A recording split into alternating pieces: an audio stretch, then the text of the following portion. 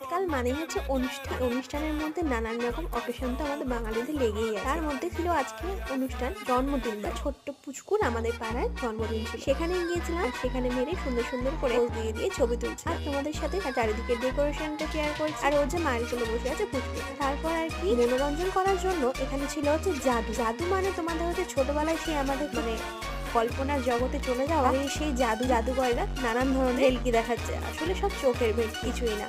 তো দেখো সুন্দর সুন্দর জাদু দেখতে কার না ভালো লাগে। ছোটবেলাতে আমরা খুব পছন্দ করতাম জাদু, আর সত্যি সত্যি ভাবতাম জাদু দেখতে দেখতে মনে হয় রূপকথার গল্পের ভেতরেও মনে হয় যাওয়া যায়। আরো নানান ধরনের আরো কত কিছু ভাবতাম, হয়তো এখান থেকে ওখানে আমি সত্যি সত্যি চলে যেতে পারবো না।